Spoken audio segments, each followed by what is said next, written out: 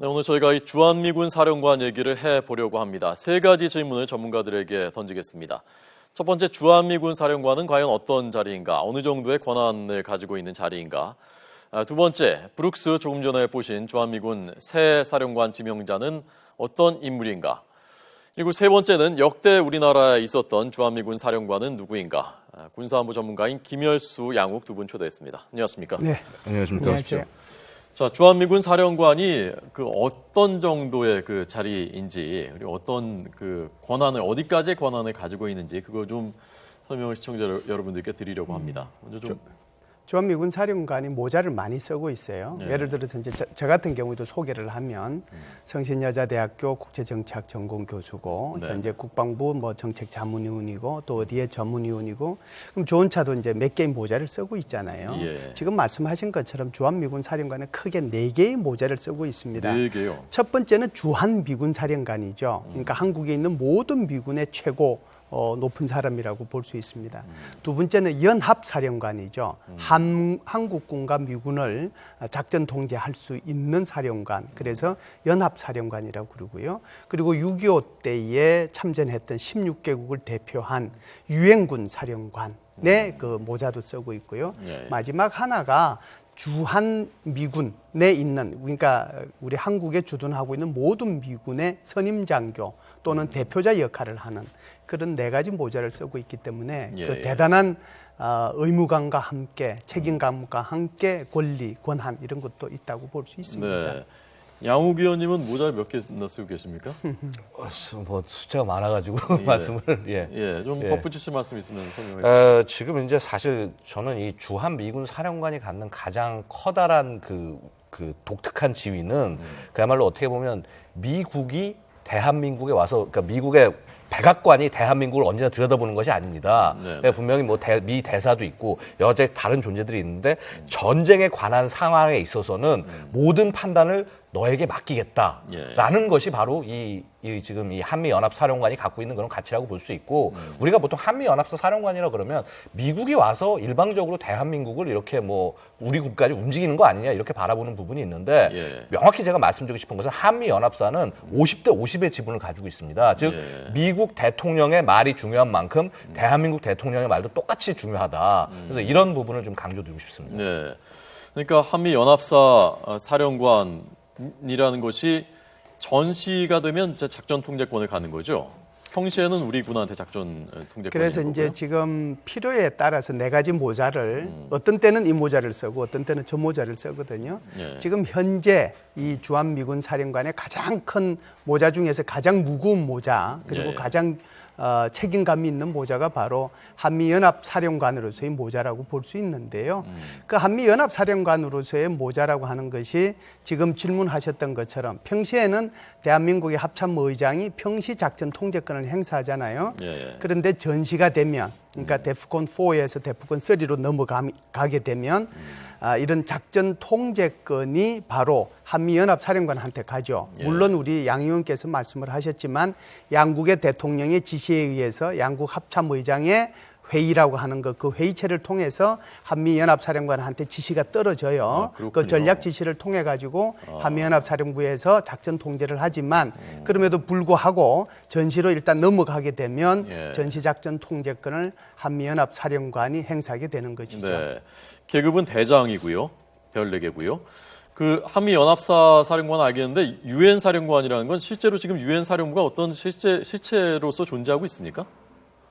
그렇죠. 유엔 사령부가 당연히 뭐 존재를 하고 있고요. 근데 약간 의미는 예전과 좀 틀어질 수가 있습니다. 왜냐하면 예. 지금 한국과 이 북한 간의 이런 관계가 어떻게 보면 좀 약간 평화로운 그런 모습이 아니냐. 아직 전쟁은 안 하고 있으니까. 네네. 그렇기 때문에 예를 들어서 유엔사를 철수해야 된다는 주장을 일부 한 적이 있었습니다. 과거에. 예. 그래서 사실 한미연합사가 생기게 된 것도 바로 그러한 근거. 그러니까 유엔사 사령관만으로 이 대한민국 안에서 지켜내기가 좀 어려운 위치가 있을 수가 있기 때문에 그렇기 때문에 한미연합사라는 것이 이제 더욱더 생기게 된 것이고요. 예. 근데 하지만은 유엔군 사령관으로서의 기능, 그 역할은 여전히 소중하다라고 말씀드릴 수 있습니다. 유엔사하고 한미연합사하고는 기본적으로 지금은 이제 임무와 기능이 분리돼 있는데요. 예. 1978년도에 한미연합사령부가 창설이 됐거든요. 그전에는 유엔군 사령관만 있었죠.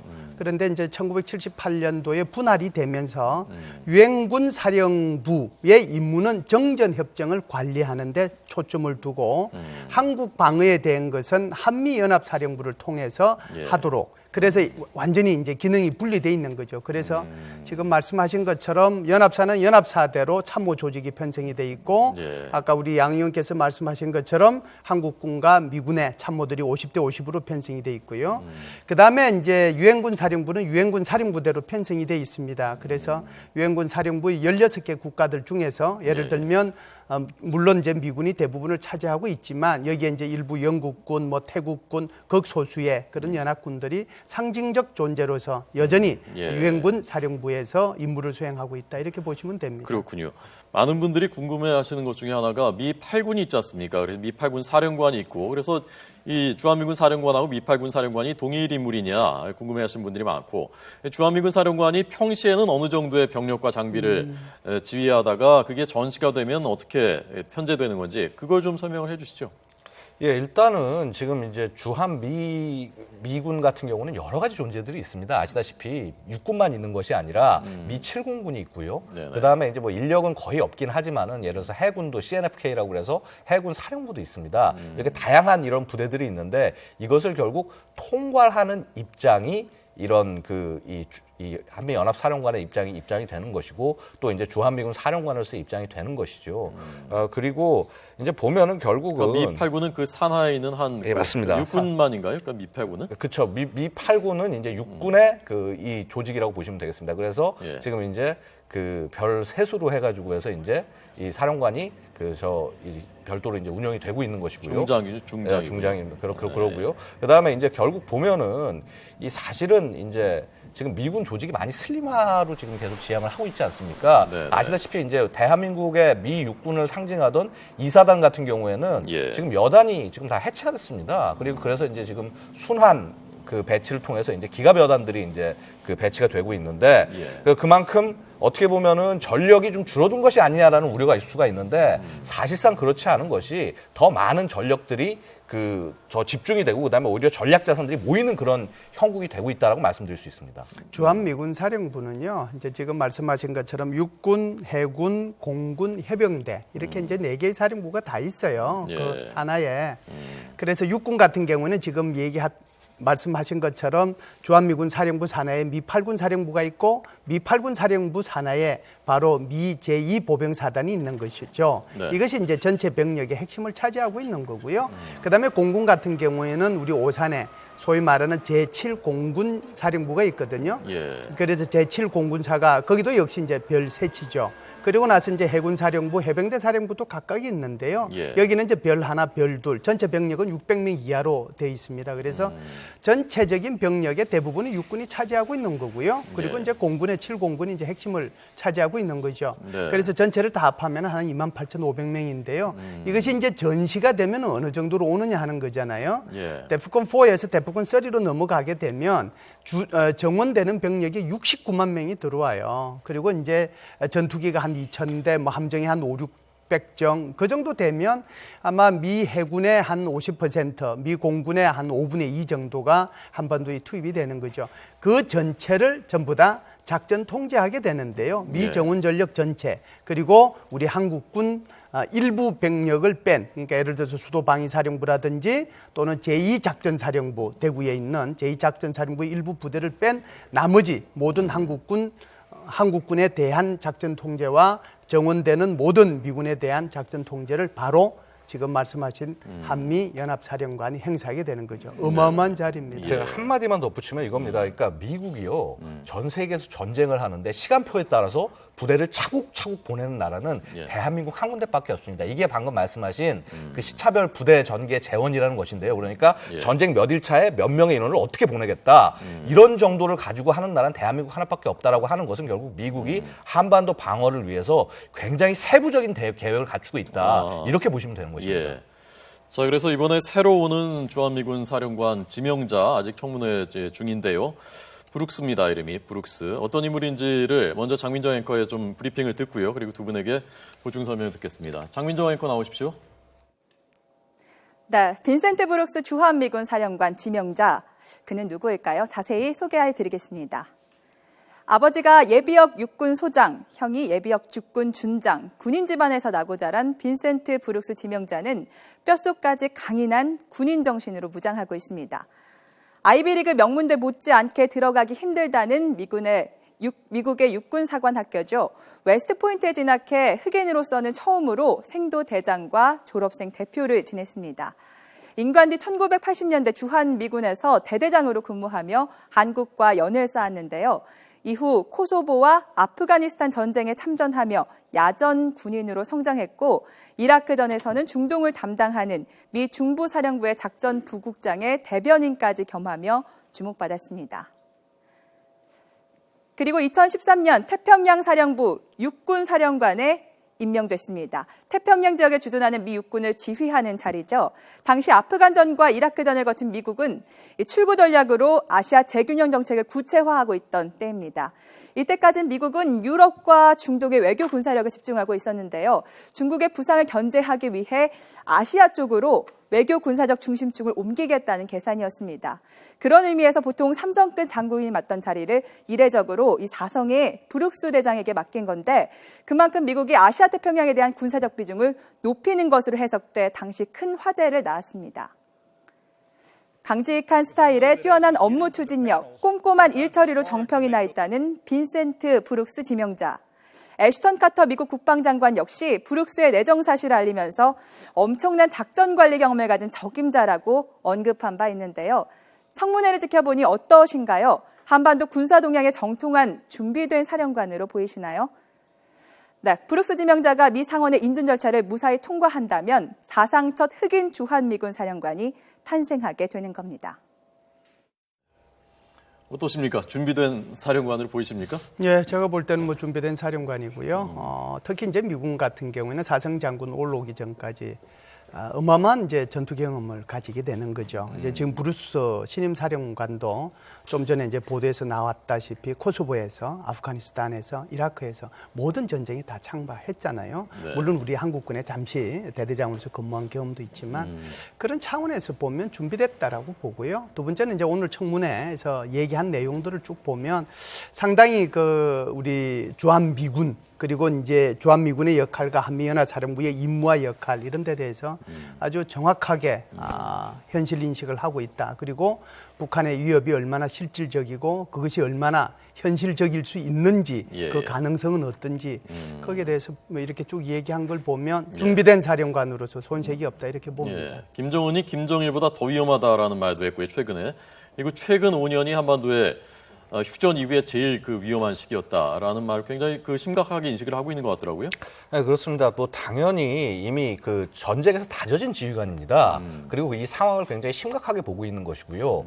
지금 보면은 이제 이 소위 이제 한미 연합 사령관 자리 자체가 과거에는 미국 대장 같은 경우에 거의 이제 퇴역을 하는 그런 자리였습니다. 아, 그렇군요. 예, 근데 이번에 스카파로티 대장 같은 경우는 나토 유럽군 지휘관으로 가지 않았습니까? 영전한 겁니다. 예, 영전한 겁니다. 예. 결국은 뭐냐면 그만큼 한반도의 상황이 안 좋아지고 있기 때문에 여기에 더 좀 우수한, 그러니까 이전 분들이 우수하지 않았다는 것이 아니라 좀 더 이렇게 그 전략적으로 실제 전쟁을 할 수 있는 지휘관들을 많이 지금 투입하는 그런 상황이라고 볼 수가 있는 것이고, 아마 이제 저기 보면 지금 이 장군의 이 오른쪽에 보면 레인저 탭이 있습니다. 이 레인저라는 탭이 뭐냐면 이게 레인저라는 그 미국의 엘리트 부대입니다. 그 부대에서 근무를 했을 만큼 그렇게 그 굉장히 그 실제 그 전투에 다져진 분이다 이렇게 볼 수가 있는 것입니다. 그리고 저기 있는 저쪽에 노란색 검은색 탭이 있지 않습니까? 저게 레인저라고 해서 미국의 레인저연대 거기에 그 부대를 이제 거쳐 나왔다는 것은 저거는 이제 초급 장교 때 그 이제 보통 갈 수가 있는데 저 과정을 거쳤다라는 것은 미국의 그 보병들 중에서도 가장 정통 코스를 걸어온 사람 중에 하나다 이렇게 보실 수가 있는 것입니다. 그게 레인저 탭이군요. 예, 그렇습니다. 까만색으로 된 예, 그리고 그래서 뭐 그런 부분들도 있고 그다음에 일단 집안이 엄청나게 좋습니다. 아까도 뭐 얘기했지만은 그러게요. 아버지도 이제 그 레오 그 육군 소장이었죠. 그다음에 형도 그 웨스트 포인트의 1년 선배입니다. 그래서 이제 준장으로 예편을 했고 그리고 이제 동생은 계속 남아가지고 계속 끌어가고 있고 그야말로 별이 8개군요, 8개. 그렇게 볼 수 있겠습니다. 예. 예. 7개죠. 7개. 예. 아, 이분이 대장이고. 그게 네 개고. 뭐 4개고 2개고 하나니까. 아, 2개고 하나. 그렇죠. 산수하면 그렇습니다. 예, 제가 근데 산수를 잘못해가지고. 지금 브룩스 내정자가 가지고 있는 북한에 대한 인식이 저는 정확했다라고 보는데요. 예. 지금 우리 호 선생 말씀하신 것처럼 지난 5년이 더 위험했다라고 얘기하잖아요. 이게 이제 정확한 인식이거든요. 왜 그러냐면은 김정은이가 등장한 게 이제 5년이 됐는데요. 예. 김정은이 등장하면서 2012년도 4월 13일 날, 그 4월 10일이요, 13일 날 그때 장거리 미사일 쏘았잖아요. 그리고 12월 12일 날 장거리 미사일 쏘았죠. 그리고 올해 2월 7일 날 장거리 미사일. 지금 5년 동안에 벌써 3번 쐈어요. 그리고 핵실험 2013년도 2월 12일 날 핵실험 했죠. 2016년도 1월 6일 날 핵실험 했지 않습니까? 네네. 그러니까 이미 2번에 걸친 핵실험과 3번에 걸친 장거리 실험을 했고요. 그것도 모자라 가지고 이번 4월 15일 날은 무수단 미사일까지 발사를 했고 예. 그리고 지금 제5차 핵실험까지 할 준비하고 있는 것이 계속 포착되고 있다고 하니 예. 김정은이가 잘못된 방향으로 가고 있고 예. 과거에 비해서 훨씬 더 위험스러운 방향으로 가고 있다는 그의 현실 인식은 정확하다고 볼 수 예. 있습니다. 자, 마지막으로 지금까지 우리나라를 거쳐간 주한미군 사령관들이 많은데요. 우리 기억에 남아있는 이름들도 몇 사람이 있고요. 두 분께서는 기억나는 역대 사령관들 어떤 사람들이 있습니까? 양현. 네, 일단 저는 그 본스틸 사령관을 좀 말씀드리고 싶습니다. 본스틸. 왜냐면 본스틸 같은 경우는 사실은 그 러스크와 함께 38선을 그었던 인물입니다. 예. 그러니까 일본이 패망하고 난 다음에 38선을 러스크와 함께 이제 같이 대령이었죠. 해가지고서 그었던 인물인데 이분이 1966년에 이제 그 사령관으로 유엔군 사령관으로 부임을 해서 한 3년간 이제 재직을 합니다. 예. 그래서 이제 이분도 기억이 나고 또 이제 한 분 생각나는 경우가 이제 위컴 사령관 같은 경우가 좀 생각이 나는데 네. 당시에 이제 그 12.12 이제 그 사태 이 이후에 이제 그 아마 이제 굉장히 많이 좀 이제 그 반대를 했었습니다. 이 현 정부나 이런 부분에 문제가 좀 있는 것이 아니냐. 그래서 이제 그 어떤 뭐 쿠데타에 반대한다 이런 입장을 표명했다가 예. 이 소위 이제 한국의 어떤 그 이 국민들 자체가 그 이제 신정부를 지지하는 모습을 보고 나서 한국 국민들이 레밍스와 같지 않느냐. 그러니까 이게 무슨 말인가 하니 레밍스라는 것은 레밍이라는 이제 들쥐를 얘기하는데 잘못된 방향으로 이끌어 가도 그냥 그 방향을 따라가다가 이제 떨어져 죽는 이런 굉장히 문제가 됐던 발언이죠. 예, 굉장히 문제였습니다. 사실 아마 한국일보와의 인터뷰에서 나왔던 내용인 것 같은데 예. 그게 이제 아마도 그 우리 한국인 전체를 비하한 것이 아니라 그만큼 민주주의가 될 뻔했었는데 안타깝다라는 아마 그런 얘기를 했던 것으로 이제 이후에 그 선회되고 있습니다. 예. 김 교수님 생각은 저는 뭐 제일 고생한 사람이 누군가요? 제일 생각이 나는데요. 네. 지금 우리 대사 이름하고 뭐 같죠. 러포트 사령관이라고. 근데 이 사람은 우린 리포트고 지금 대사. 예, 뭐 비슷하죠. 네. 그러니까 예. 2002년도부터 2006년도까지 거의 4년 가까이 우리 여기 연합 사령관을 했거든요. 예. 근데 그 시기를 보면 효순이 미선이 예. 사건이 있었죠. 그 다음에 이제 작전 통제권 전환 문제 있었죠. 그 다음에 미국의 글로벌 파스처 리뷰라고 하는 것 때문에 주한미군 기지 재조정하는 문제 있었죠. 전략적 유연성 문제 있었죠. 인천에서는 메가드 장군 동상 철거하는 문제 있었죠. 그때였군요, 그것도. 매항리 공군 사격장 그거 뭐 반환받아라고 뭐 데모 있었죠. 4년 동안에 아마 이분이 굉장히 고생을 많이 했는데 그럼에도 예. 불구하고 가장 우리 한국을 사랑하는 그런 사령관 중에 한 분이라고 저는 봅니다. 그래서 참 이름이 기억에 남아 있습니다. 네, 네. 자, 오늘 두 분에게 역대 주한미군 사령관 그리고 주한미군 사령관이 어떤 자리인가 또 앞으로도 군사적인 긴장이 높아질수록 점점 더 이 비중이 커질 테고요. 주목해야 되는 부분입니다. 오늘 두 분 잘 들었습니다. 고맙습니다.